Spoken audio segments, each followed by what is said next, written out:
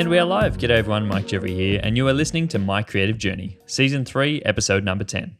Today I am super excited because I get to share with you an episode that I did with two people who I have looked up to for the longest time. I got to talk to Alex and Britt Hall, a husband and wife photo video team of Chasing Sunsets LLC. You may have seen these guys all over social media. They are all the rave because they are so excitable, they're so energetic, and I just love the passion that they bring to photography and videography in the online space, but also in person as well.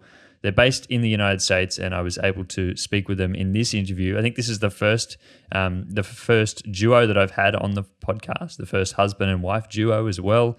They're also the first people from outside of Australia that I've had on the podcast this season, if you guys haven't realized. So I'm glad to bring this episode to you. We talked about a whole bunch of things, from how they first started to how they started growing their following on social media and expanded into actually running a photo video business together as husband and wife. They actually do things a little bit differently, where it's not like one of them does photo and one does video. They both do both things, and they talk about when they first started only having one camera between them and passing it back and forward. And I think it's such a cool story of how they first started, but they just love photography so much and love doing video and love working with clients and love sharing experiences and sharing memories. And I'm just so grateful that they came on here and brought so much energy to this podcast.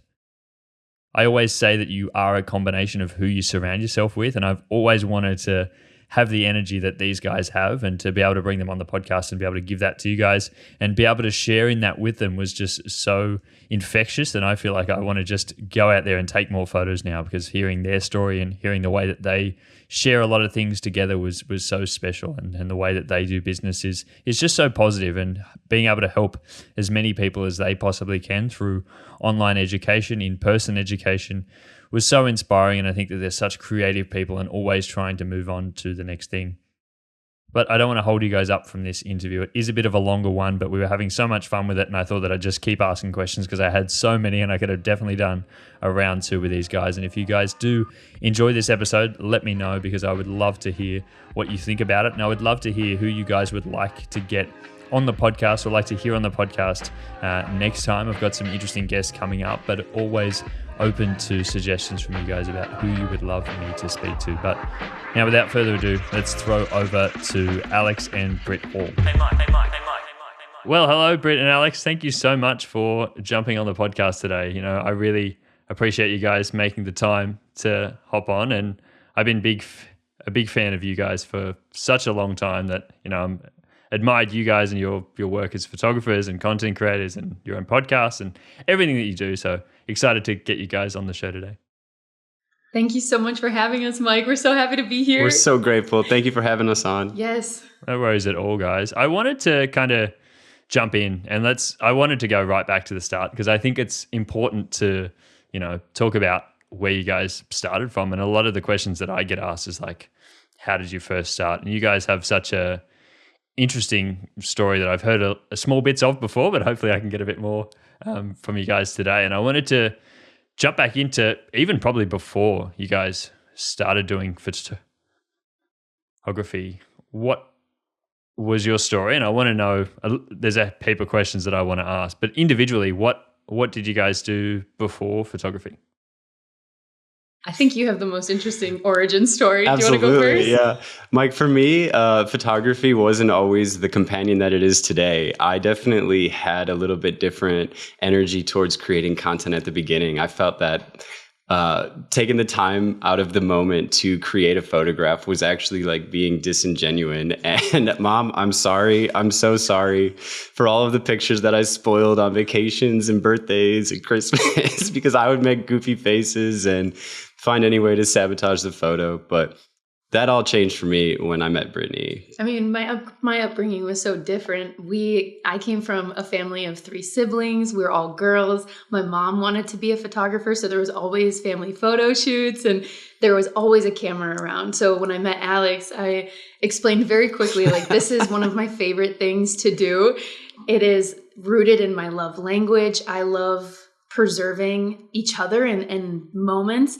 So this is the deal. If you're willing to do just content in general. If you're willing to like take pictures, I think we could do something really beautiful together. But it is one of my favorite things to do. So it wasn't really until like I started to see how much it could mean to Brittany, and when I would get one of the good photos of her and get to show her, and or if it was one of us together, and just to see how much that meant to her, it really changed. It kind of like flipped me 100%. And then I was like, okay, this is actually really cool.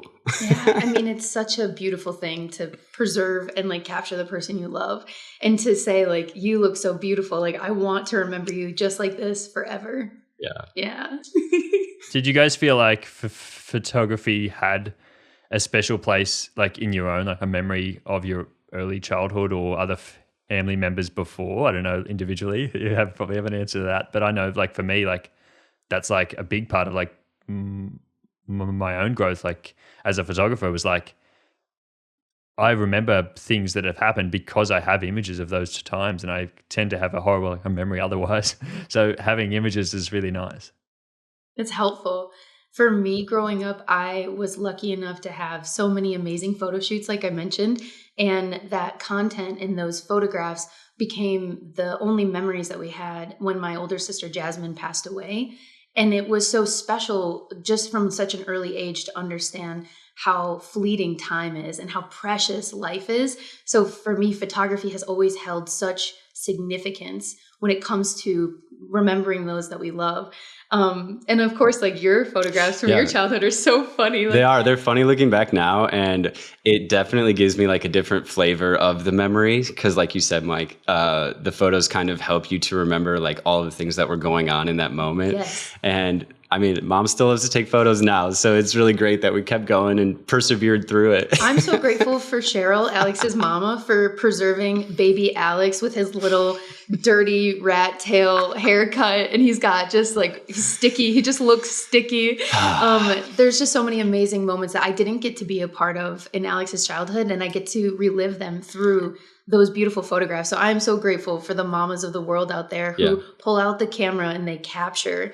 It helps to add so much context to why Alex is the way that he is or who we become. I really love all your baby photos too. Yeah. Like you're always up to shenanigans. So spunky all the time.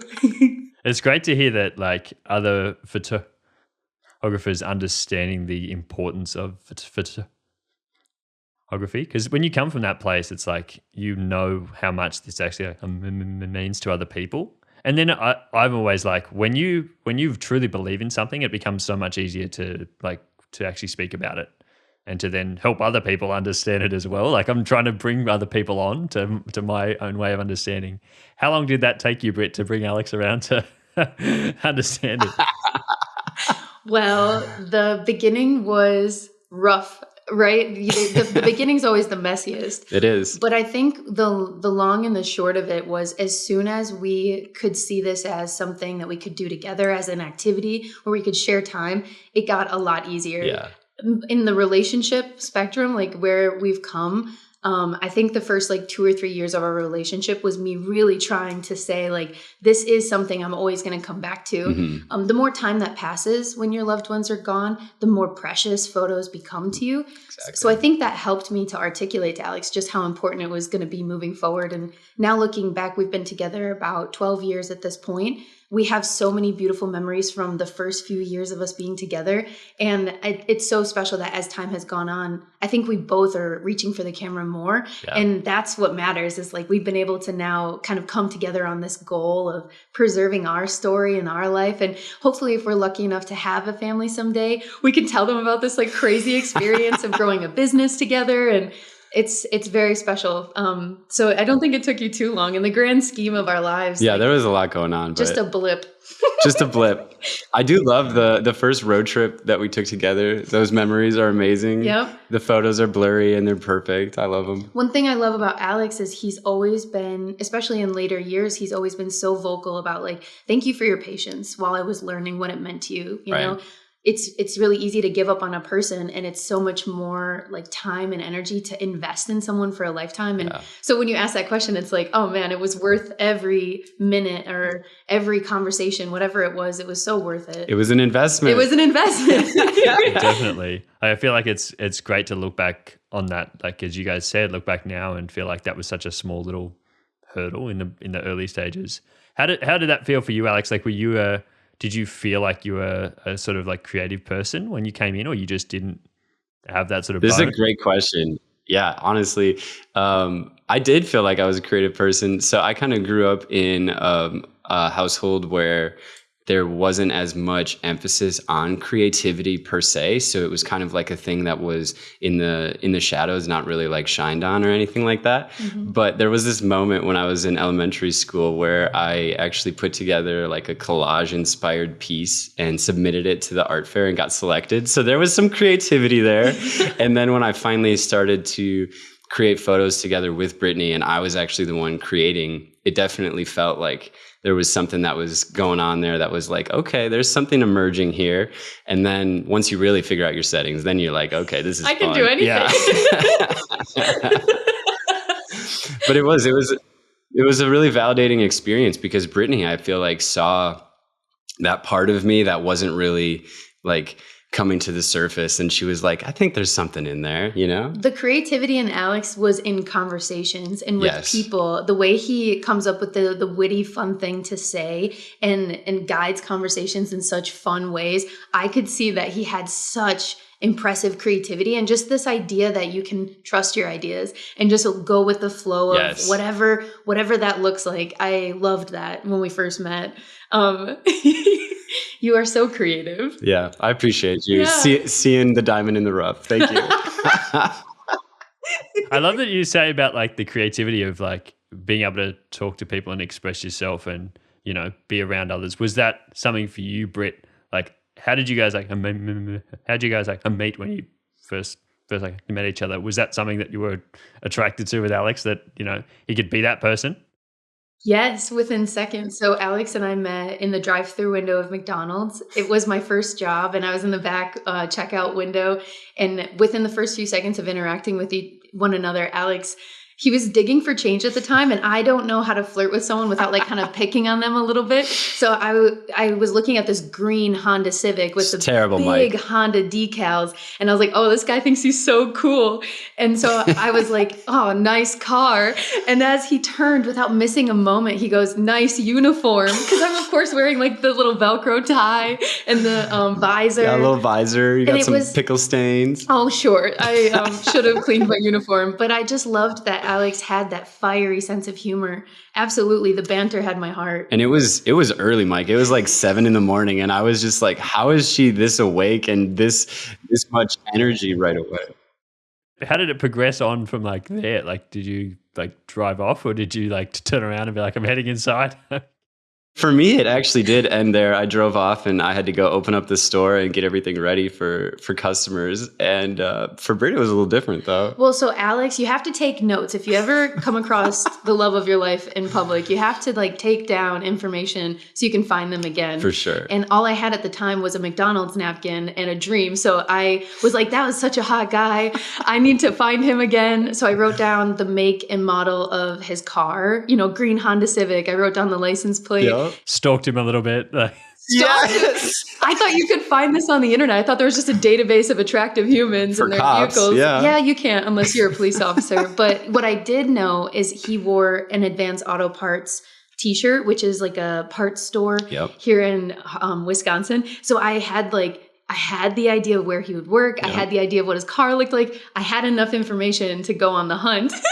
But yeah, I definitely kept going to McDonald's, Mike, to answer your question. Yeah, so then she tracked me down a couple months later, and then that was when we reunited for the first time. Yeah, I came into his place of work this time, and I'm just like so intense at every moment of my life. And I was like, I remember you. Do you remember me? And then we just had so much fun talking. Alex asked for my number, and then we started hanging out and becoming best friends. Yeah. I think that's one part of our relationship I really love, is that we were friends first, and then it became romantic. Yeah.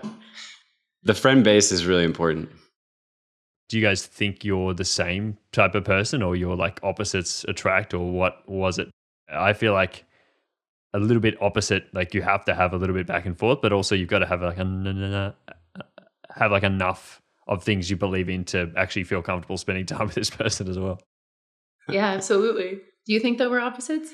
I think that it's a really fun, interesting question because we've done do you remember what personality test we did where we got the same answer? Yeah, the Enneagram test. Yes. We got a very similar Enneagram. It was the Myers-Briggs.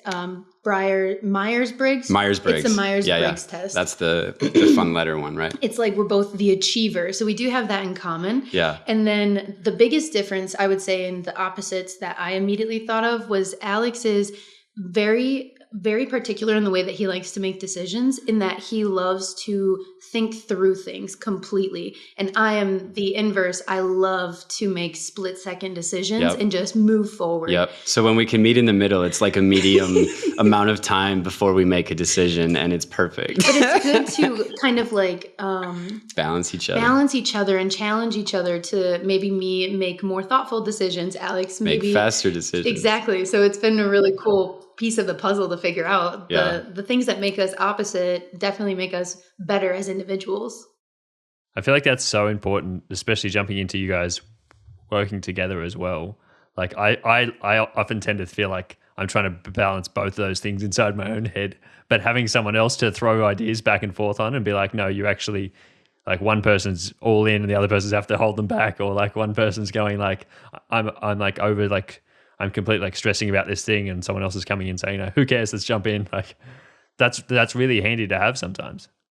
It is. Now, Mike, I've always loved the way that you create content, and I love the two characters, the way they go back and forth. So I'm curious, which character typically comes up with the idea for the content? Is it truly driven by the guy by the door? Is it his question that creates the whole skit? Or is it something you want to teach and bring to people, and then you kind of bring him along? What is it? It's a great question, Britt. I feel like when I started, the idea of the two people, so the person that comes to the door, for me was the sort of version of me 3 to 4 years ago. And so that was what I was trying to create. I was like, I always had this idea of like, I really want to educate people. I want to help people, and I want to help people that were in the stage when I was first starting. How easily can I do that than just create that person, create an idea of that person, and actually have them come in and ask questions. And so a lot of the questions come from questions that I struggled with when I first started. And that was the way that I got around like the idea of that. How do you come up with ideas when you're first starting of what to talk about or create content? It was like, well, let me just draw upon personal experiences of things that I understand, like I now understand and am able to educate on, but I didn't understand as much when I first started. And so it's a bit of half and half. Yeah, like it is very much driven by the person that comes through the door, because it's exactly where they were at that time. And I still remember being that person and being the person who didn't have many people to ask. You know, I didn't have a lot of friends or family who understood about photography or starting a business or anything like that. And so I was like, well, let me try to be that person for like someone else. I think that was the way that I sort of came about it. But I think that there's still a big part of me that's like, there are still some times where that person comes through the door has much more like, I wish I could be as like naive as that person used to be when I go to create things now. Like that person back then would have thrown anything. Like I did so much work. I did heaps of work like for free, and heaps of work that I was way out of my depth on, where I would now struggle to get over that hurdle of feeling like I'm not the right person for that job. And that person comes to the door and just like, no, you need to put yourself out there, because you're in the position you are right now because you did the things back then. I mean, it's so true. It's perspective. I really love that model. It's beautiful. That's such a great way to create content, and that's such a great way to give back to the community. So kudos to you, Mike. I love it. Anytime you can create one video that helps one person, and if it was like a light bulb moment for you, it could easily be a light bulb moment for someone else. And that absolutely drives content for us too. And I love that we have that in common. How about for you guys? When did you guys first start creating content? I just always remembered borrowing the family camera. There are these awesome photographs of me at like 6 years old taking selfies on a disposable camera. And at the time, I wasn't supposed to be taking those pictures because it was a little bit more expensive to have disposable cameras. You had to get them printed. And so my family would have these. laying around and I would be unsupervised. I would take my own picture and then they'd be like, Brittany, that's so crazy that the disposable camera is full already. Like, do you have any idea what happened? And I'm like, no, I have no clue. And then we would get the pictures printed. I basically created the evidence, the smoking gun. It's just your face. It's just my face. It was like this dramatic picture of the hallway, like the driveway. I thought the snow was cool. So yeah, I mean, it's a joke, but very much from childhood, I've been creating content. Yeah. Alex, it was when we started dating. Yeah. When we started creating content together for the internet, though, it definitely was when we realized that the industry itself is very competitive, and the mentors who we were seeking guidance from really didn't want to see us succeed. Yeah. We felt this pressure of like, you're allowed to be here, but don't become more successful than me. We live in a small town, like it's too competitive. Yeah. And when we realized that everyone is so unique, right? Everything you bring to the table as a business is so different. And if we believe in this idea of a power of abundance, we can give back and help other people in those learning curves that we were facing and be the mentors that we never had. So creating content really came from how can we help others? Yeah. I love that because there was no way that we could serve everybody that needed the service of photography. So like we'll just share what we know and keep trying to learn along the way. And make friends along the way. Absolutely. It's so fun to like have so much in common. Like you said, your friends and family aren't learning aperture. They don't know anything about shutter speed. But when you go to the internet and you have this beautiful industry all over the world of people who are all on that same learning journey, it's pretty cool. It's a powerful collective. It's a beautiful thing. It's a beautiful thing. I think we only get back what we put out in the world, and like for you guys being that person who you didn't have, like I so much resonate with that in being comfortable just to be yourself and put it out there in the world and not feeling like that's going to detract from anything that you could possibly do.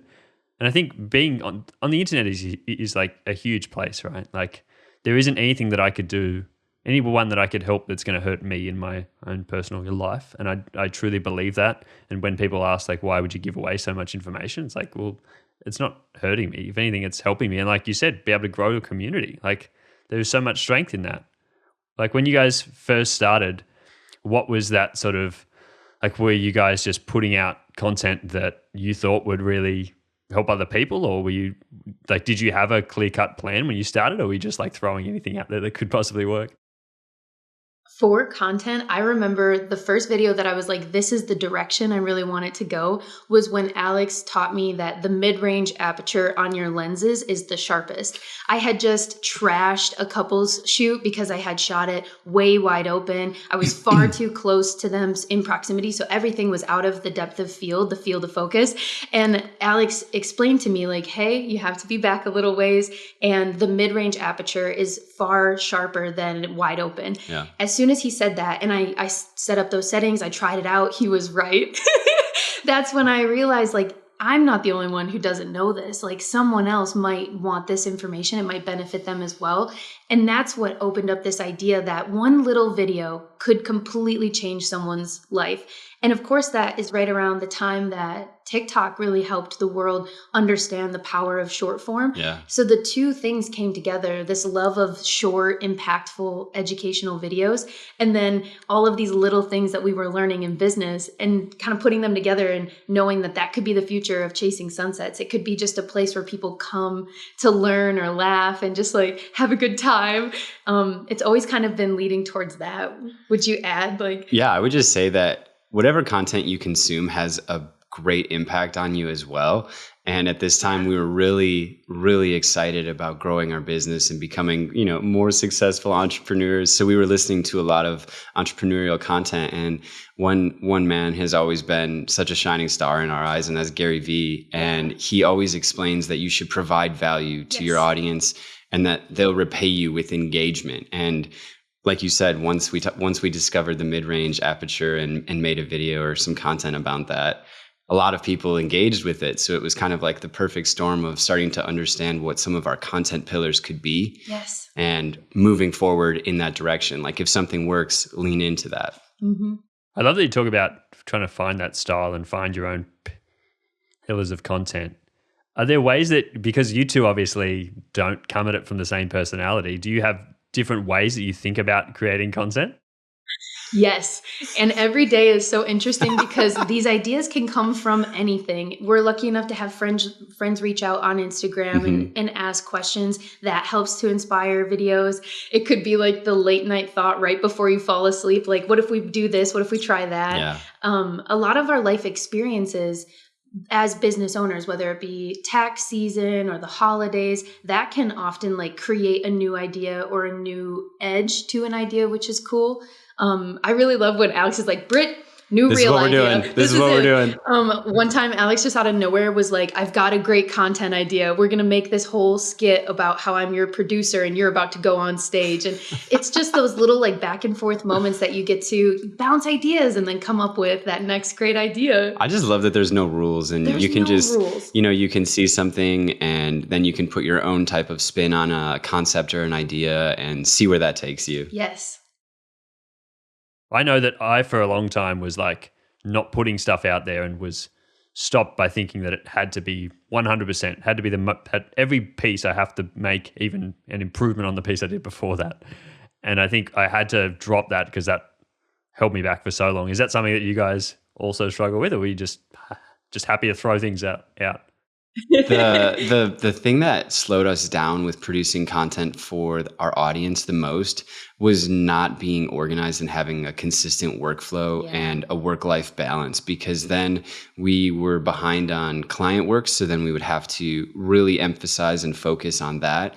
And then that, put our regular content schedule, which we didn't have, behind. And then we just kind of dropped off on that to focus on the client work, which I think was the right decision. I believe so too. If we would have been more organized, I think that we would have been able to put out even more content sooner. Yeah, it's a great point. Organization is super huge. And to your point, Mike, it's really important that as you look at your content, you're learning from it. Yeah. And try not to put so much pressure on any given piece, because especially any pressure related to timing. Yeah. There have been so many videos where it might not have performed so well the first week, but then it could easily be your next viral video 2 weeks from now. Yeah. And we've seen that happen so many different times. And I think that helped us to heal that part of, we had such high expectations when we press post. Yeah. It allowed us to maybe take a step back and realize no matter what, we're always learning something when we put something out there.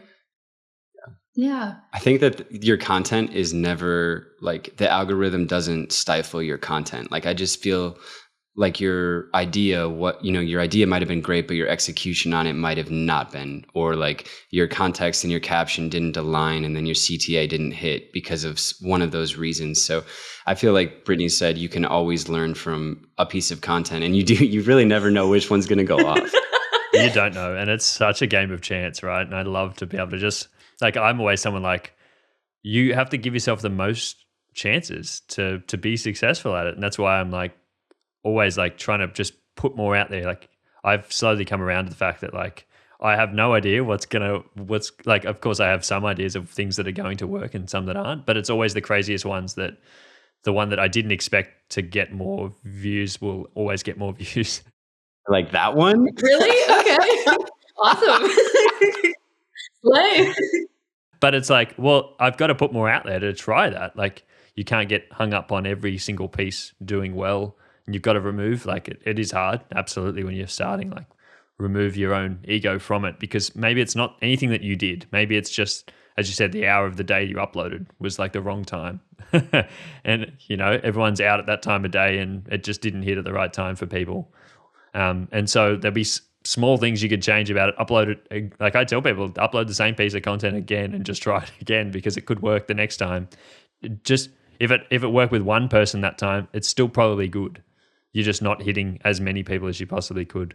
Yeah. Right. So then how do you feel about evergreen content? Have you found yourself more comfortable and confident resharing some of your best work? Or how do you manage that idea that, oh no, my audience doesn't want to see this again? Yeah. I've comfortably reshared videos again, and I'm happy to do it because I think every time I have never got anyone say, oh, I've already seen this one before. Like, I've never had that happen. And I get the question from people all the time. People are like, how do you reshare content? I'm like, I put so much effort into each of these pieces of content. Why would I only share it one time, like a year ago? It did well, and I'm not going to ever put it out there again. Like, because no one ever goes back to it, and that's just the way the algorithm is, and no one goes back to it. Never comes up in your feed again. So I've got to be the one to help it go back again. This really helped people like a year ago, but I know my audience is changing over time, and the people that I was helping like a year ago have probably advanced now and aren't at that stage anymore. But it could help a brand new group of people, and so I think just be confident if it worked before, it'll work again. Even if, I've had videos that when I first started that didn't do very well, that I've reshared and have done really well. And so you just don't know. Like, I think it's so important that you believe in your own work and just put it out there again, because you take so much time and effort to put into it to just have it be gone and like move on. Like, that's so sad. That's a good way to look at it. It is. I always think of it like a movie or an album, for example, that you really enjoy. Like, you'll go back to it again. Like, these artists put so much time and effort into it. They're always advertising their work. Like, people are still talking about it because it's really good, and they constantly probably do a lot to promote it once it's out. Like, you put so much time and effort into it. Why can't you put it out again? Like, to have it back there. And often people are like, oh, that actually really helped me again. Like, that was something that I needed to be updated on. And I think that's a really good way to look at it.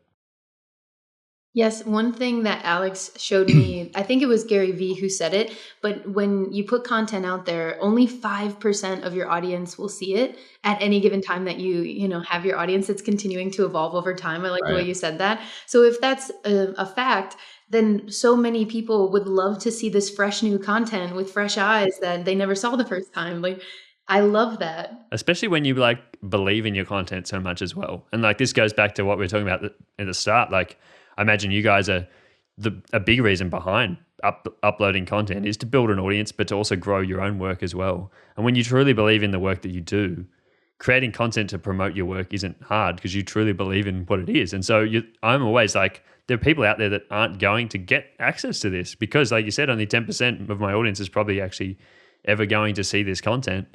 Why don't I put it out again? Absolutely. The numbers are crazy when you break it down like that. You're like, oh my gosh. And even to think about, like, I think at the moment we're starting to see a bit of a trend of like people like followers doesn't really impact anything anymore because people aren't following people. It's more about the algorithm. And so even also everyone is your audience now. And so I'm like, well, just because I posted it one time, the algorithm probably won't present it to the same people again because the algorithm's smarter than I am. It probably won't. Like, if someone's already seen it before, it'll already realize that person's seen it before. So it'll just hand it to someone else.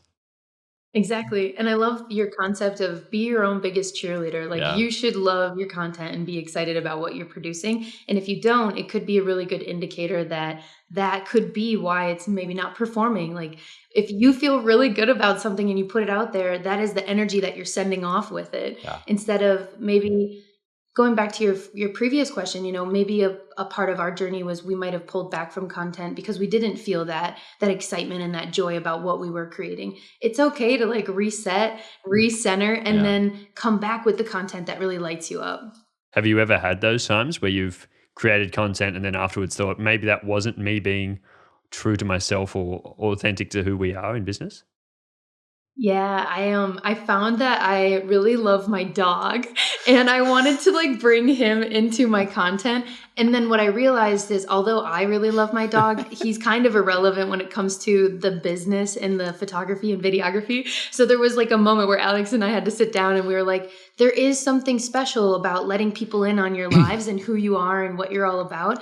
But like Alex mentioned, you want to be bringing value to people, and he's just cute to look at. He really doesn't do much. So we had the opportunity to kind of niche down on what our messaging was for the content, and that helped me to understand what I really wanted to be putting out there. So funny. Mike, we used to bring him along to photo shoots. Yes. He was like our brand mascot. And then I was like, maybe we need less Nick. Yeah, maybe just a little bit less. Yeah. I love that you're like, oh, he's not really adding anything to anyone. He's cute, bad for the brand. Yeah. He's cute, but that's about it. Yeah. That's all he does. One thing that I love that you guys do is a lot of like portraits where you guys often like are in your own photos and you go out of your way to do a lot of creative portraits of yourself. And I think that that's really cool because, again, it's you guys are in it, but it's helping other people as well. Be like, here's how I create them. And I think that's really cool doing that behind the scenes stuff. When did you guys, were you guys long to doing those before you started uploading them to the internet? Oh, yes.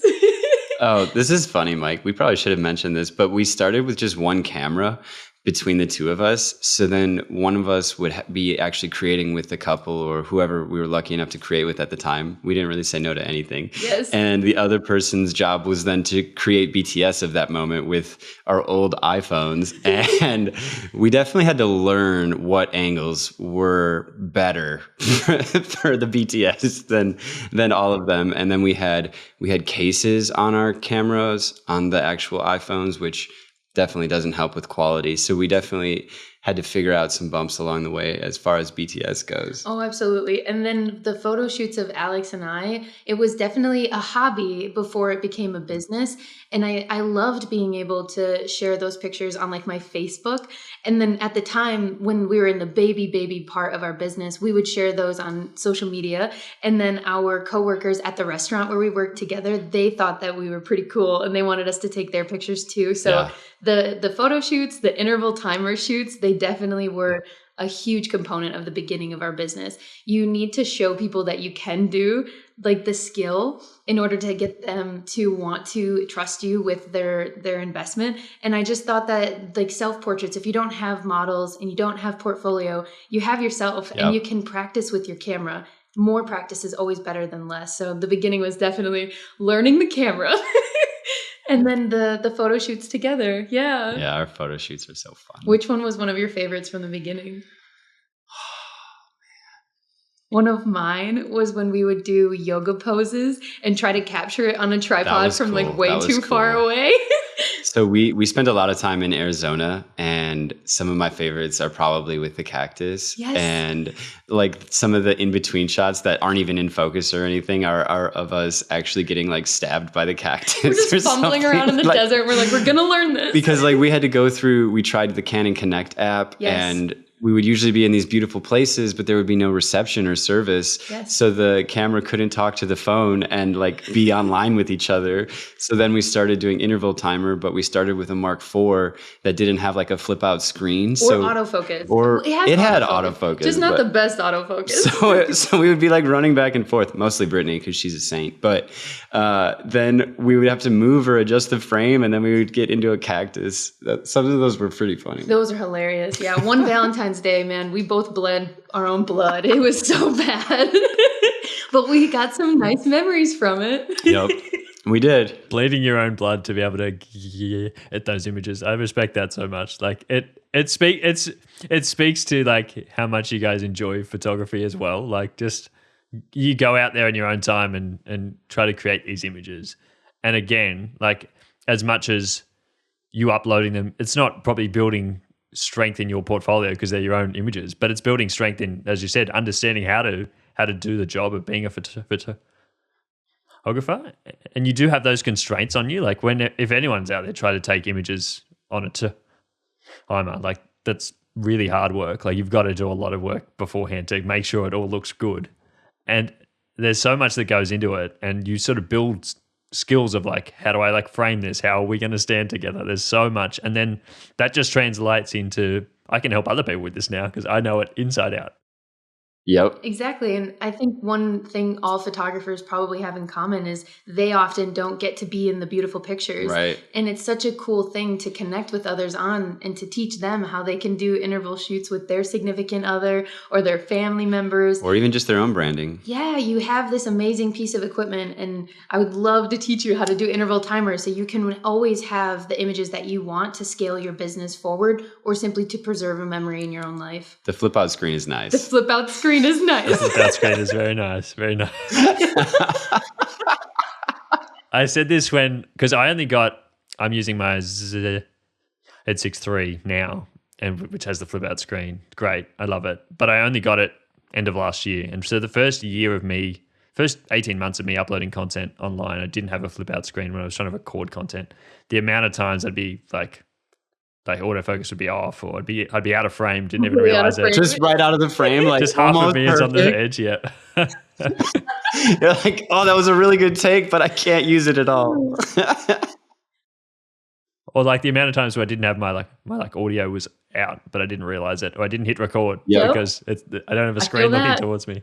Yep. There's so many hiccups in the road, but I think it kind of it kind of shows who's in it for the right, because you just have, there's so many things you persevere with when you're like, I'll go do it again. And I think it's like, if you didn't enjoy it, you wouldn't go back and do it again. There'd be It'd be really hard, you'd yeah. stop. There'd be so many reasons to stop. The adversity is mounting. You learn so much from the takes that don't go well.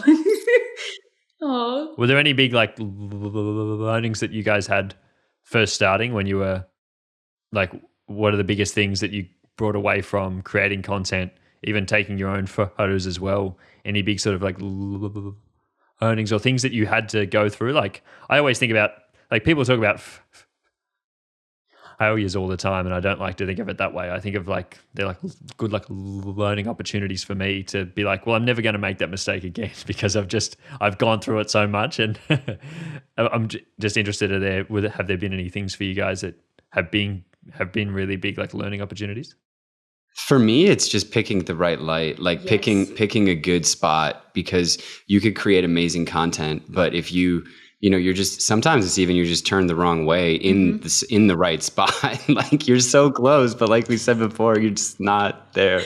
So identifying good light when you're in good light is really good. And a lot of times early on in our career, we always wanted to keep moving and finding new backdrops and like just picking new spaces to create. And that's definitely a good idea if you're very confident in your settings, because you can always make a decent photo, right? But when you're in the good light, stay there. Yes. Don't move. Like there's not going to be better light. Just stay here and create. That's probably the biggest learning thing for me. That's a really good one. I went in a different direction in my mind. I loved that at the beginning of your business, you learn people and you learn what works and what doesn't. And I loved at the beginning understanding how important the energy space was of a photo shoot. Yeah. One thing that happens for a lot of people when a camera is present is they might feel insecure. And those insecurities almost feel heightened when you know someone's taking your picture. Yeah. And what we learned at the very beginning of business was if there was a moment where maybe something wasn't going right, instead of like Alex, he's always been so good about connecting with, let's say for a heterosexual couple, the guys, like he's always been so good about connecting with the guys and being like, hey, we're at a photo shoot. Like, this is great. And at the beginning of the business, there was like a moment where that guy might like say like a quick jab, like, like this isn't going well. Yeah. We learned like we can't allow or like we can't foster like any negativity, or it has changes. to be redirected. It has to be redirected. It could change the energy of the whole shoot. And so at the beginning, it was really about figuring out how powerful we are and in holding that space and mirroring back what kind of safety we want everybody to feel, and the playfulness and the idea is to give them the ability to feel secure in whatever direction they want the shoot to go. So for me, it was definitely like learning the energy do's and don'ts. Big learning curve. Yeah. Yes. Were there any mistakes that you made at the start where you feel like really stand out now? I have one that comes to mind that is... It's not even a bad one. I know exactly what you're going to say. Okay, then you say it. Yeah, I know. Like you say I thought you were going to talk about the proposal. No, I was going to share that. So as a girly, okay, I was wrong. Yeah, as a girly who is acne prone, like I am very aware of my breakouts. And when I go into a photo shoot, at the beginning, I thought it would be really helpful to let the girlies know, like, hey, I can edit that out. And after one of the photo shoots, Alex pulled me aside and he was like, hey, Britt, I think it's really thoughtful that you want to share that you're happy to, clear up complexion, but it's almost something that you don't want to say in the time of taking pictures, because you can make someone so much more aware of their own insecurity. Whereas now our approach to that energy element is have a great shoot. Make people feel so confident. Like never bring attention to the things that you can easily remove in generative AI. Like you don't even have to talk about it. And that was a really good lesson for me. You were just trying to be sweet and like I was explain, I'll take care of you. I got your back. Yeah, that's a good answer. Yeah, that would be my big one. Yeah, that's solid. Another really important one was just taking things for granted. Like I might be a very I don't have any current injuries or anything. And then, so I could probably do the prompt that I'm sharing with the couple. But one thing that we then added in is asking if anybody had any recent injuries or surgeries or anything that we should be aware of that might change how we prompt and pose, because then you're getting into a moment and into a flow. And then we like to do a lot of escalative prompting where we'll start in one spot and then we'll just move and progress through that. And that's great, but it can kind of mess with the flow if you ask somebody to like run or pick up somebody and they're like, I can't do that because I just had surgery on my shoulder or something, so we just ask about that now and we get it out in the beginning of the session so that we know, hey, we're probably not going to go for the torture rack or the beginning of the session has become such a sacred time of communication. Not only do we ask about injuries, but we ask about comfort level with PDA. It never dawned on me that some couples don't love to have that really juicy interaction and that intimacy in a public place. So that was really important to learn at the beginning of sessions. And then it was also just setting the stage for the fact that they can't do it wrong, right? I'm here to capture you being yourselves. Follow your own natural intuition with our ideas. These are all just meant to be suggestions. And then I want you to trust yourself as you go and you try them out. At the beginning of our business, we didn't have any beginning spiel, is kind of what we call it now. Right. And it showed. The last thing that I would add to that is just trying like your favorite prompt or something that you're most excited about right away. Yeah. I would say kind of save that for the middle to near the end, because most people are like very excited once they're in the middle of the photo shoot and they're feeling very comfortable. They're like, oh, this is a great time. Or towards the end when people realize, okay, we're getting close to the end of the photo shoot and the uncomfortableness is like, oh, it's about to be over. So that's a really good opportunity to go for your favorite pose or prompt, because the expressions are going to be like, that's the shot you want. Whereas now we don't even really put any pressure on the first 15 or 20 minutes of a session, because it really doesn't matter. Like you could just throw those out and just let people get comfortable for the beginning of how you pose and prompt, what they feel comfortable with, the lighting. Like, so it's just kind of like save the good stuff for the end. I'm so glad you brought that up. I feel like I said that when I was doing a class recently with other people. I was saying like the first half, like I probably get 10% of my images in the first half and the other like 90% in the other half in the back end. And that's a reason that I use that first half an hour. And I deliberately start my photo shoots earlier now than I did when I was first starting. When I was first starting, I was like, sunsets at 8 o'clock. I'm going to start the session. It's heaven. And I would quickly run out of time and it'd be getting dark just as it's starting to get good. I now start them half an hour earlier because I'm like, I need that first bit of time. And as it's starting to get good, I'm happy to hang around, if and often they're in a space then where they're like, yeah, let's just keep on. Like we're happy. And it's great in the afternoon because you're like, lighting's improving. You're getting more comfortable taking photos. They're getting more comfortable on camera. That's when you're coming into the best times. And you sort of learn those things as you go along. Yeah. About to get to the good stuff. Yep. I love that you brought up before, Britt, about Alex pulling you up on something that he thought the way that you said something to a client wasn't the right way to go about it. And probably you guys have both had that back and forth. How does that go working together? Like, do you often find that do you work really well together and comfortable to pull each other up on things when you don't feel like it's gone about the right way? Yes. Communication is such an important part of working with your spouse. It's probably the most important part of everything, because if you can't navigate those situations live time and post shoot when you're not with clients and you don't have to be client facing, that's when you can really get into it and explain like, hey, this specific thing right here probably shouldn't go that way, or something along those lines. But like during the actual shoot, it would just depend on how intense whatever it was that's happening is. If you have to say something live time and be like, hey. That is not her name. Like you're saying the wrong name. So yeah, names are really important. Yes. They really are. What we love to prioritize is after every wedding, after every photo shoot, we talk it out. Yeah. How did that make you feel? What do you think went really well? What could we improve? Were there any ideas that you wanted to try that we maybe didn't get to? Yeah. And that has helped us to continue to refine our approach to sessions and weddings. Yeah, it's a really good way for us to just talk out how each of us feel about what we just experienced together, because everybody's perspective is different. Even if you're just a foot away, it's a different perspective altogether. It's also a gratitude practice. You have a whole big wedding day, and I love to ask Alex, like, what was your favorite conversation that you had? What was your favorite moment of the day? It's important to not only learn from one another what we could do better, but to celebrate those successes together. What can I celebrate with you? I like asking you, like, what was your favorite shot? Yeah, or like, what are you what most was your proud favorite of? moment? Yeah. Yes. And that also helps us to just feel like we're building positive momentum. Not only do we know how we can improve, but we know what we did really well. And we get to say thank you to each other for doing that. And sometimes it's just like an interaction that you have with like a DJ or somebody that works at the venue, that you were able to make something smoother for the bride and groom because you were able to communicate to somebody else that could help the situation, but wasn't going to help the situation if you hadn't asked. Yes. So some of those are my favorite, to be honest. Yeah. Tell me about your impact of today.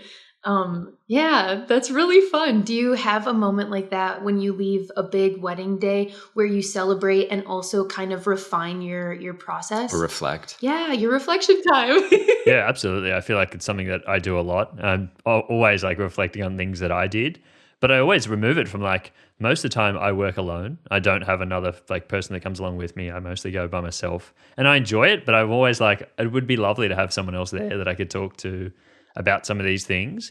Like, I'm sure that there's ups and downs for you guys. It's probably great that you like work together, but also like in a relationship together. Like, there's pros and cons of both having that. I look at it from the outside and I'm like, that must be like really good because you guys can talk about things, but I'm sure it would have its sort of downsides as well, where you can't be like as abrupt with the other person as you may like need to be sometimes. I would say that's the downside, is just it's so hard to turn business off. Yes. Because we are always talking about ideas for content, or we're talking about emails that come in, or we're talking about conversations or calls that we're going to have coming up for the wedding season or for like an engagement session planning or something. So it's with today's world where people can just reach out and interact with you so quickly, it is really difficult to almost be like, okay, we're putting the business away for a couple hours. We're going to go have a date night. We're going to go and do something. And then, you always have to leave all of your devices and go and make sure you're intentionally in present. Mike, you brought up a great point too about how you deliver your feedback and how it matters. When we were really learning the most, we were both in our most raw form of content creator. It's a good joke. Yeah, it was. Oh, I didn't mean to do that. I was just trying to like illustrate that I would say we're polished at this point. We've learned a lot. We're still learning, but there are certain things that, we're not going to make that mistake again. But when we were in our most raw form, it was very important to be careful in the way that you share any feedback. And it's important to establish that you're coming from a place of love. Yeah. I share this feedback not because I want to make you feel small, but because I want you to grow so big. That was really important to figure out like how to deliver critical feedback. Time, place, it all matters. Like, it should never be abrupt. Tone Tone is important. Word choice. How did that make you feel? Let's start there. Yeah, you're right though. Yeah, it's so important to be able to give that sort of constructive feedback on things that, and I'm the same, because I've never been, and I still struggle to give other people, when people ask for like advice or anything, I struggle to give strong advice to people, because I'm like, look, here's what I would do, but that doesn't even necessarily mean it's the right thing for you. And I'm just trying to share experiences and trying to share what I see from my own point of view.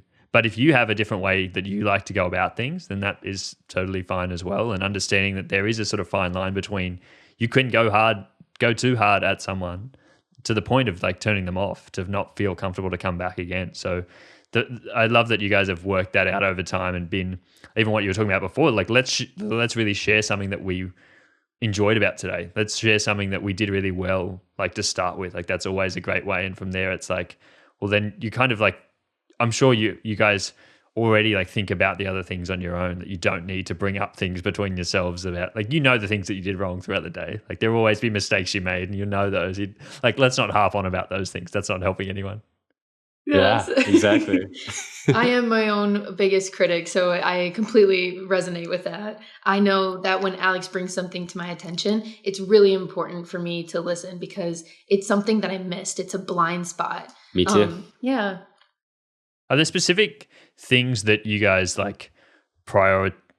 do the majority of in your own business? Like, are there specific strengths that you have and specific tasks that you both have individually, or do you do everything together? We do everything together. we really do everything together, but it's really important that we both feel that we can do each other's jobs. Yeah. Maybe not quite as effectively, but at least can do it. If somebody is like, hey, I don't have energy for that task today, can you kind of step up a little bit harder in that specific region? And I think that would be my best advice to anybody that's looking into becoming a husband and wife photo and video team. Just be able to do each other's jobs. Like, don't be such a specialist that you're like, no, I only do that. You do that. Yeah, you need to have the ability to help each other out because cross-train. You need to cross-train. There might be a day where I'm at 80% and I need Alex to be that 120, or there's a day where vice versa. Yeah. For specifics, Alex and I really love to do all of the editing and culling of our images together, and we will bounce back and forth of. So we use Aftershoot, and Aftershoot also utilizes the power of AI. So let's say Alex would go through and back up all of the images after the wedding day. He would make sure it's double backed up in the different places, and then he would maybe start the Aftershoot. Then maybe I jump in, and let's say this is later, I would cull that first pass.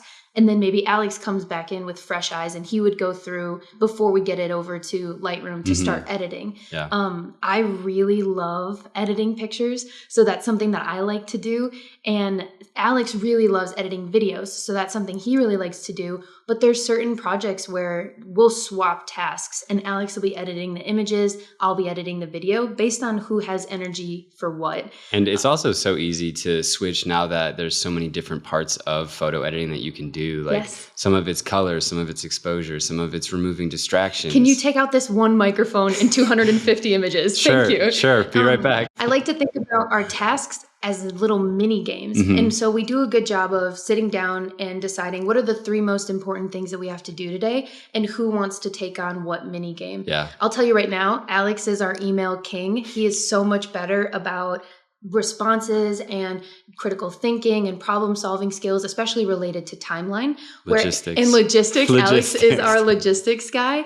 And then I feel like I'm really good at bookkeeping and numbers. And vision boards. And vision boards. And so there's different ways you can support each other. But I really do like doing everything together if we can, because a lot of the decisions that we each make have an impact on the other person. So it just makes sense to tackle things together. Especially if it's a big decision. If it's a big decision, we're definitely going to talk about it. Exactly. I think of a great example. Recently, we had a couple reach out about a destination wedding. Yeah. And instead of one of us going off and calculating all of the travel costs and what the days could look like, we just sat down together and we said, okay, like who's going to book the Airbnb?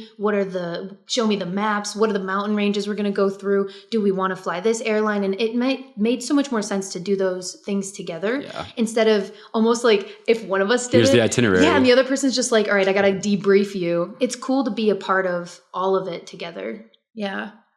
Is it overwhelming at times? I mean, life is overwhelming at times. So yeah, I mean, there's a lot of decisions that you make every day. Mike, we were listening to this podcast and they were explaining to us that as a human, you're now processing upwards of 72 gigabytes a day. And I don't even know if that was like an actual content creator or, whatever. Just the average human being. Just the average human being, 72 gigabytes. So imagine it's probably more than that if you do this full time. Right. So, yeah. Like that's a lot of decisions in a day. Yes. Are there any key parts of your workflow or process that you do outsource so that way you don't have it all on your plate? Probably not. And I probably should. And I think that this is an important distinction between the most economical, the easiest way to do things isn't always the best way to do things. Like I enjoy everything that I do. And so to outsource it to me feels like I would give a part of it away. And could I run a more efficient business if I outsourced like more of my stuff? Absolutely, I could. But would I enjoy it as much? Probably not.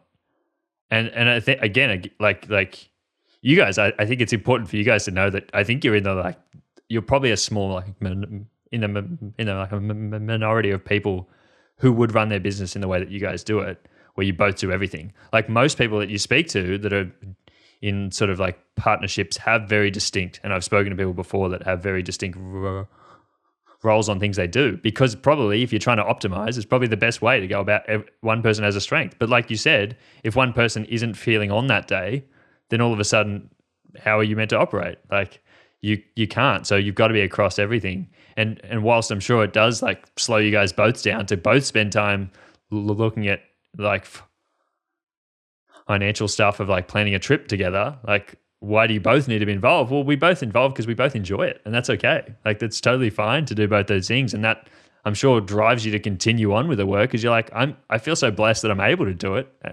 Absolutely, I would like to be involved in this process. I don't want to hand that on to someone else.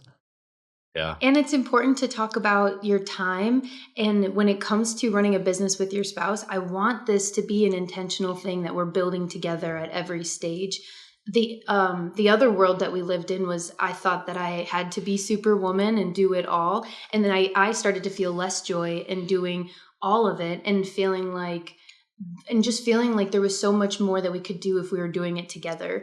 And rightfully so. Yeah. And then it actually, when you slow down, because you're right, we do operate a lot slower now. There's so much more joy in the work that we're doing. Looking back, I can clearly see that although I had speed, I had far less fulfillment in the work that I was doing. And it feels great to feel like I'm responsible enough to be able to be a part of all of it. So it was really a good decision for both of us. Absolutely. Feeling like we couldn't support each other led to adversity in our relationship outside of the business. So we recognized that that was the area where we had to pour love into figuring it out. And it was very easy to understand that like I need to be able to do the things Alex does and vice versa if we want to be able to be that for each other moving forward, if we want to feel less adversity in the future. And it was a gamble and it worked.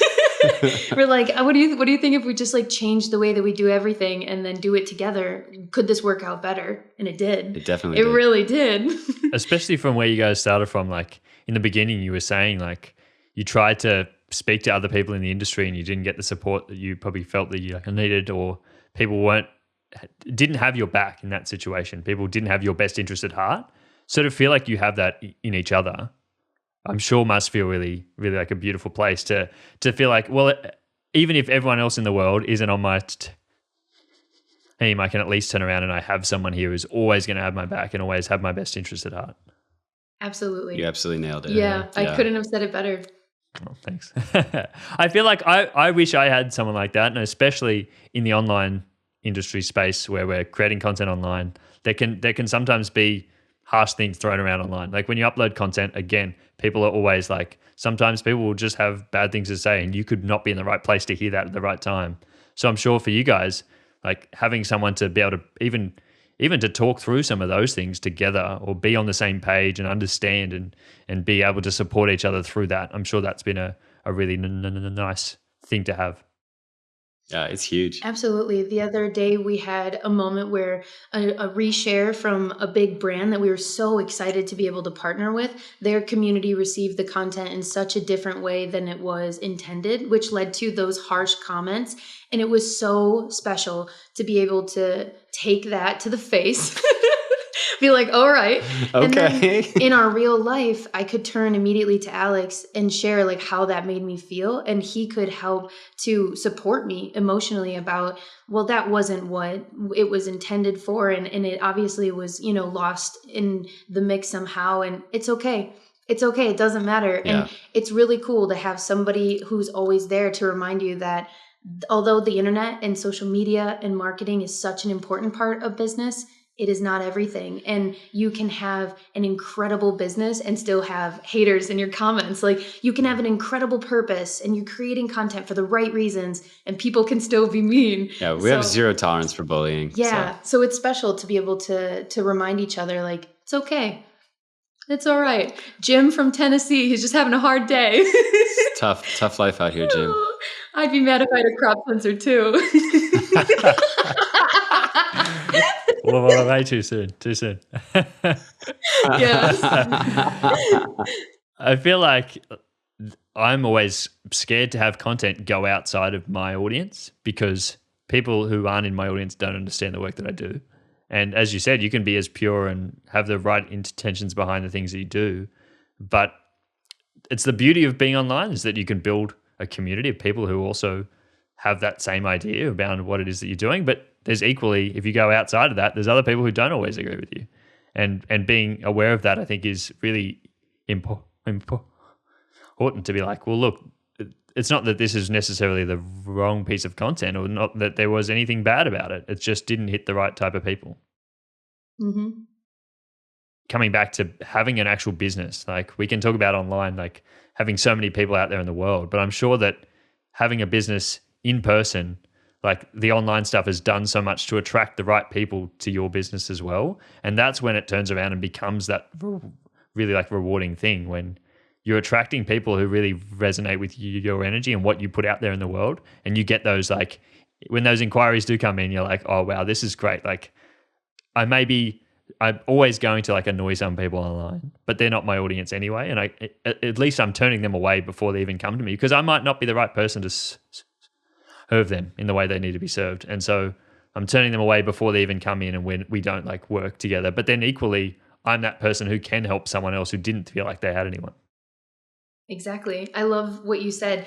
The people that they don't align with you and they leave before you even start any kind of interaction, that's what you want. It's something that people reach out a lot about to ask for our thoughts on, like, oh, I can see how many people unfollow me every day and that's really hard to see. How can I keep people around? You don't want to keep those people around. If they don't want to be here for what you are and what you're doing, goodbye. Like, I send you off with love. I release you with love because the people who I would want to see hanging around are hanging around for the right reasons. They're uplifting, they're positive. To your point too, there is no tolerance for bullies. It feels so comfortable removing people from the space of your content. If they're consistently showing up in a heavy way, you don't need that. And they're probably doing that to other people as well. So yes, you have to kind of put them in their place a little bit. Yeah, the unfollows are just as important as the people who come to hang out and enjoy the content. Because I know that I'm creating content for younger me or former me, just like you. And it's so special to know that somewhere out there, baby Britt is coming across our content and we're making something so special for her or them. And that's why I'm creating content, to help those versions of us from long, long ago. Why not, right? It's fun. Have you guys done much in-person stuff, like with your content creation, like in-person workshops or anything like that where you've spoken to other people before? Really want to do more. We've hosted content days and content retreats, but soon we're going to be keynote speaking and also modeling at some content retreats coming up. So it'll be a very different role and I'm very excited about it. What do you think? Well, I just wanted to remind you about the in-person workshop that we did. It was so fun, Mike. This was like when we were just babies and we like just shared online that we were just doing like where we got married, which is this little lake right here. It's right in town. And we did like this workshop where we just were like, anybody that wants to learn more about their cameras, just come and we'll just walk around. We'll take photos. We'll talk about manual settings. Yeah. And there was like 3 people that showed up and it was so fun because that's where we were at that point. And we were lucky enough to have 3 people show up. Yes. Like in-person events are completely different. Yeah. And I will never forget talking through shutter speed and seeing in person that light bulb just completely illuminate and know that you've changed somebody's journey forever. I loved the in-person event. I hope we do more like that too. I do too. Yeah. Just like super casual, bring your camera. They're called photo walks, right? Like, let's go walk around and just create together. I think that'll be really fun. It's just a really good way to give back and to share what it's like for those people to learn right in front of you. It's beautiful. Yes. What about you? I've done a few and I did my first in-person workshop last year, sort of halfway through, and I was so scared about it. I was like, look, I can educate online, but in-person's its whole new thing. Like, is anyone going to even turn up? Are they going to even be interested? I know, like, I have a big audience. I have a big audience in Australia, but Australia's a very small place compared to everywhere else. Like, I'm very blessed that I have a big audience elsewhere. And I was like, I don't know if I'll like really hit the right way with like an audience that I have here in Australia, and will anyone turn up? But I was just really blessed to get people turn up and actually really appreciate the work. And I think it kind of cemented to me the importance of the online work that I do and the education that I do and the person that I turn up as, because I think, and that's why I tell a lot of people now, just go and do them. And I've planned a heap more because I'm like, it's such a rewarding space, because do them because it allows you to realize the impact that you're having. Like even if you got 10 people turn up, like 10 people in person is huge, is massive. Like that's 10 people that have taken time out of their day to come and hang out with you. That's a huge thing. And online we can get caught up with how many hundreds of thousands of people do you really need online to view your stuff. But at the end of the day, when people are spending time and then spending money on your things to come to your stuff in person, that's when you really know, well, look, it doesn't matter how many people online don't agree with what I do or don't think I'm the right person for them, because equally there's as many people, and it's normally the people that you don't hear from online. I'm an introverted person. I'm not someone that goes online and comments on a heap of people's stuff, and so I normally attract those people that I don't hear from online, but they like, I really wanted to get, I was the first person, as soon as you posted about that thing, I knew I needed to be there, and I will turn up and come. Like that's so because you get a whole different type of person, and I'm glad that you guys are going back into it as well, because I know that a lot of people will be drawn to your energy, and I'm sure that I would go 100% would be there, like just to be around that. And you are who you surround yourself with, and I've always been adamant about that. And so if you can put yourself in positions to be with other people that have that energy, you're only just helping each other up. Yeah. Yes. Oh, I love that, Mike. That is so sweet. Did you say you planned 8 more events? Oh no, I haven't got 8 more. No, not. I've got an in-person. I've got a few sort of workshops. So I do classes with Nikon here in Australia. So I do in-person classes with them hosted. So they look after the organizational part, and I just get to turn up, which is really, I really enjoyed that. I'm hosting 2 classes next month with them, but I've also planned a in-person sort of photography 2-day camp, and so that's going to be really cool as well. So that's my first time doing like a 2-day sort of thing. So that'll be really cool to see how that goes. But I had so much interest in that, and everyone said I wish I had more in-person events. And I know like you guys being over like, like America, like everyone has events in the States, but I feel like here in Australia there's not as many.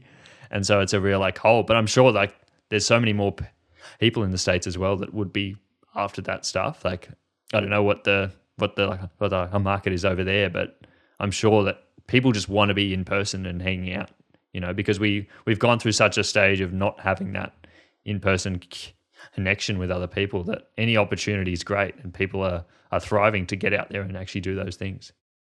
Absolutely. And there's so much more context that you can take away from learning in person that you miss in short form, or, there's just, there is so much more little tiny nuggets that you can pick up on. And I love the friendship element of it. You get to develop relationships with the people that you meet in person so much more than you do online. I'm very grateful for my online friends, but the few times I've been lucky enough to go to retreats, I mean, that is a bond, like having quality time with people in person. You get to have deeper conversations, and it's a beautiful thing. Absolutely. I love that people actually ask you what they really need help with the most, because they'll watch a video, and that video might be like partially addressing what they're trying to learn, and they can leave a comment, but like you said, there's so much lost in the context that when you're really in person, you're like, oh yeah, let's go open up the settings and like, let's figure it out right now. And then you get to have that eureka moment. Oh, I think of Lindsay, Oh, I thought of Jenny. What about Lindsay? Lindsay in Chicago, where we were doing focus. Yeah, we taught autofocus. For Alex, he ended up teaching in person somebody who has a Sony how to use interval timer. Oh yeah, Jenny, you're right. Yeah, and Jenny was going on this great road trip coming up, and she wanted to be able to capture pictures of her and her husband. Yeah. And it was so special to get the little notification after our in-person event. She went on that trip, and we got a little notification that Jenny had posted photos, and it's her taking these beautiful interval timer photos, incredible background, like mountains for miles. And it was so special that in the caption, she was like, at Chasing Sunsets LLC for working with me and teaching me interval timer. that's just a beautiful thing that you got to be with them on their trip Yeah. in spirit and helping her to create those timeless memories. Sony's menu is a doozy. Yeah. But it was really fun it was really rewarding, like you said, to deal with the adversity and get through and find it. But you bring up a good point. Not often will people leave the comment because they feel insecure about what they don't know. But in person, there's that comfort, that safety that you can say like, hey, if you don't mind, like teach me autofocus. What's a focus zone? Like I want to learn. Yes. I feel like I can sometimes get too sort of deep in the technical stuff. And because I really like talking about that. And I think that's just my personality. But I sometimes wish that I could just be more like, be that sort of artsy person that doesn't care about it and just explain things like in a different way, but I'm just not that guy. And so like when I get those questions in person, it's like, oh, I'm glad that you feel comfortable to ask that question to me because are you ready? Yeah. Here we go. Like, have you got an hour? I will explain. Yeah.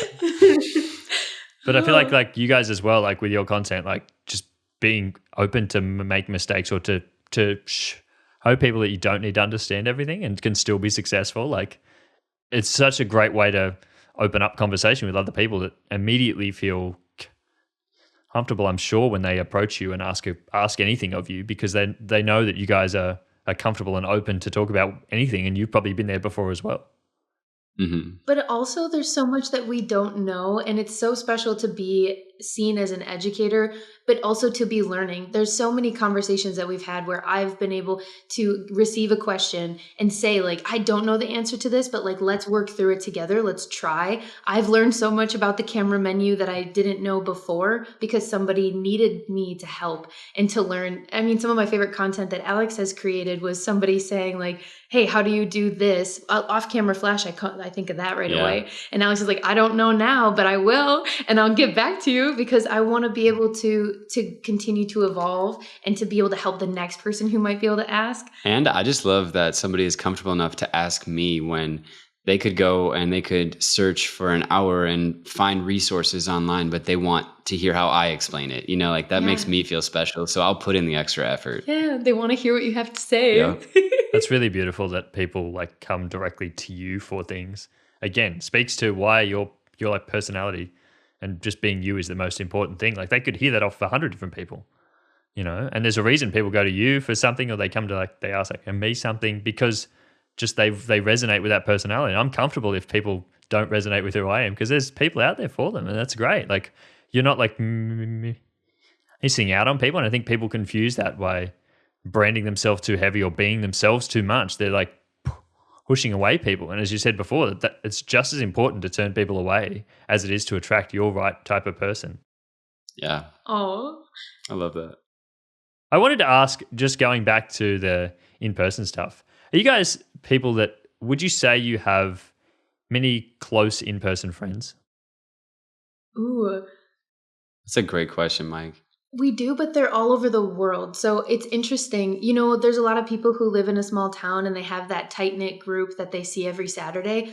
That's not our experience, but we have so many friends that if I went to Sedona, Arizona, I have family there. Like I have actual friendship that's turned into family, and they would take me in and we would have an amazing experience. And we do every time we go. Yeah. And then I think of our other friends who are on the Eastern Coast, and that's my favorite, is when you get to make a connection with someone and it's a soul friendship. And as soon as you get together, you can pick up right where you left off. But yeah, we don't have like that immediate local, like best friend circle. And I kind of love that. I love that around our area. It's our family time. It's our time. And yeah, I love that we have friends in all kinds of fun places. We love to travel. Yes. Do you feel like you have a good community of local friends that you look to for support and that you bounce ideas off of? I've just moved to a new area as well. So I don't have any friends where I am right now.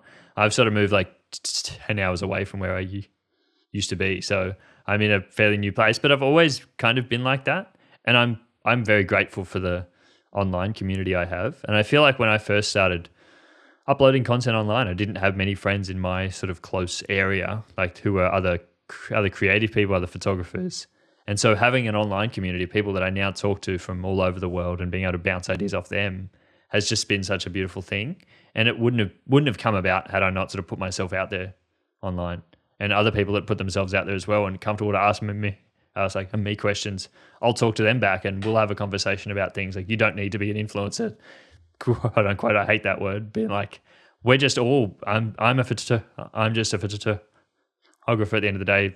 Anyone else is a photographer. I don't care where you are in your journey. Like, it's great to have friendships like that. And the ones that I've been able to build online, I'm so grateful for, because it does sort of, I have my own time when I'm here at home, but then I know when I ever go anywhere, there'll be other people who I can hang out with or have conversations with anywhere in the world now, which is great.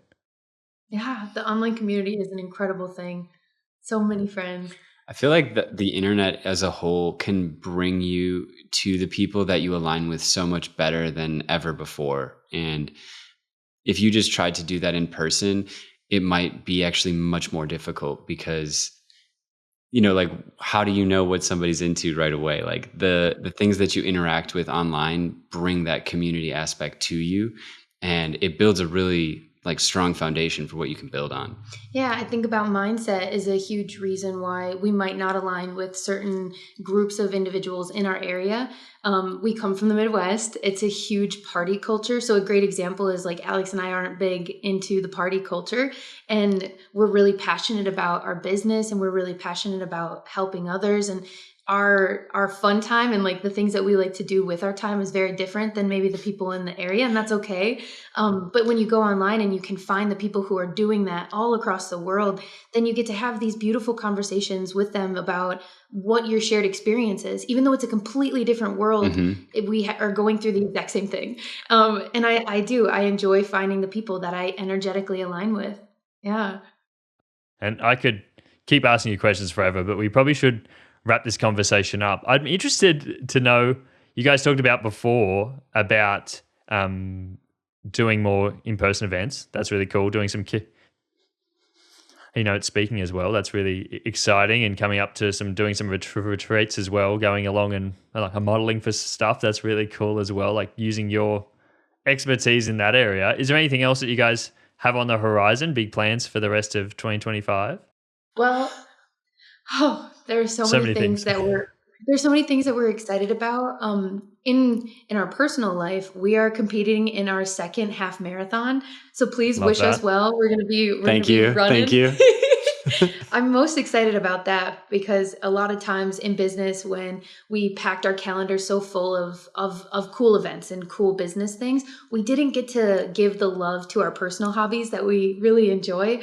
And this year it feels like the inverse. It feels like we've packed business around our hobbies. And I'm very excited about that. So I would say the half marathon, the events are very cool. Very excited about that. Yeah. What are you most excited about this year in business?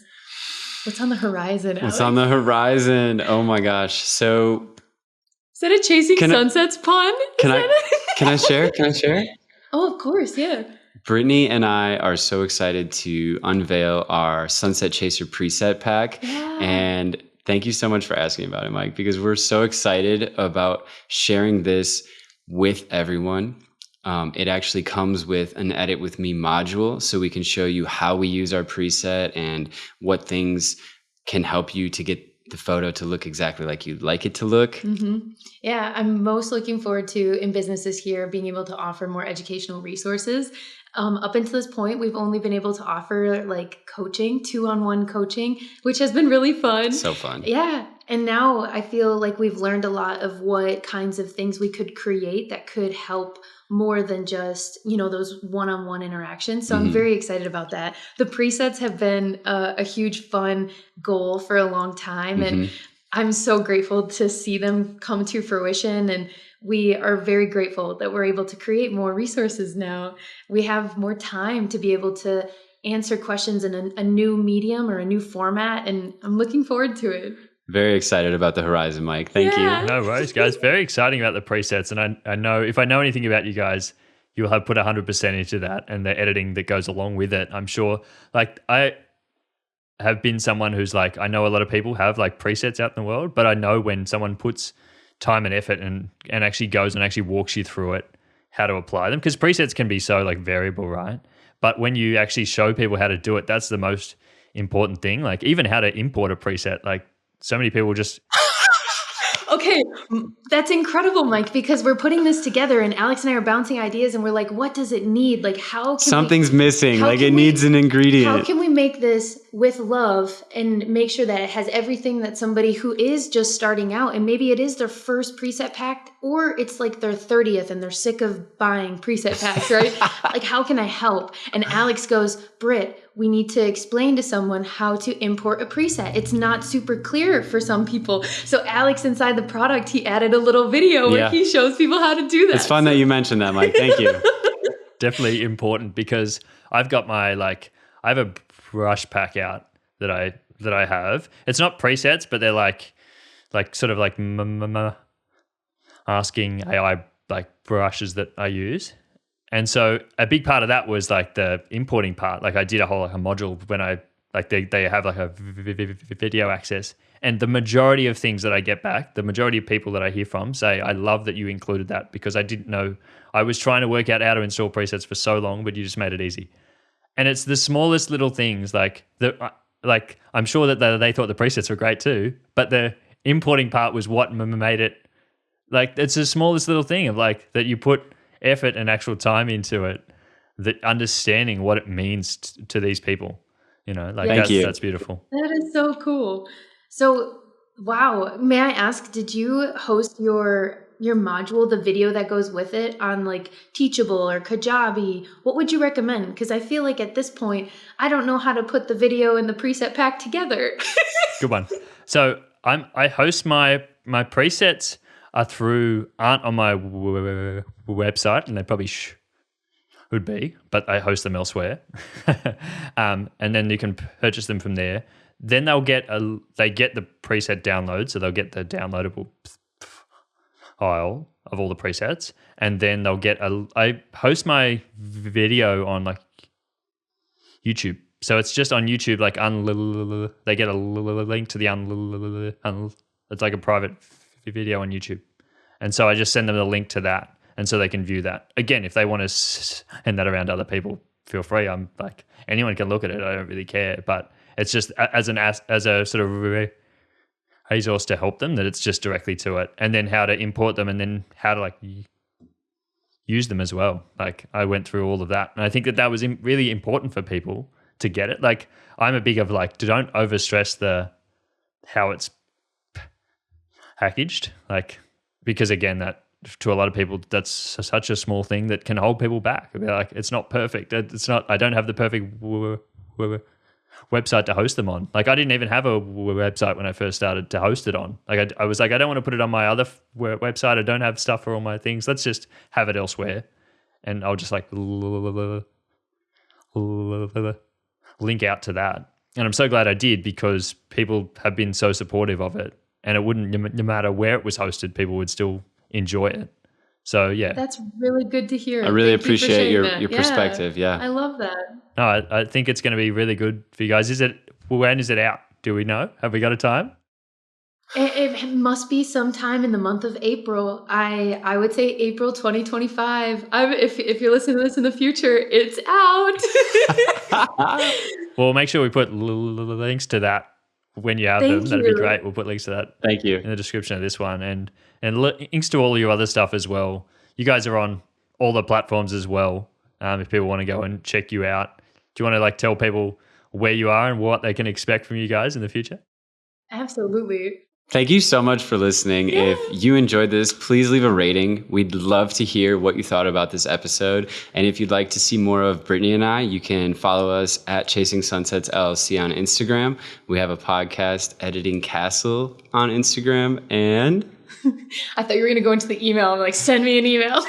You can definitely send us an email. Yes, Alex and I spend the most time. We spend our quality time on Instagram. That's probably our favorite group of friends. But we also are on TikTok at Chasing Sunsets Photo Film, and on YouTube, Chasing Sunsets Photo and Film. I'm very excited. You can expect us to just continue showing up the way that we do. We share funny tutorials or little skits. Yep. That's the kind of content that really lights us on fire. So that's what you can expect moving forward.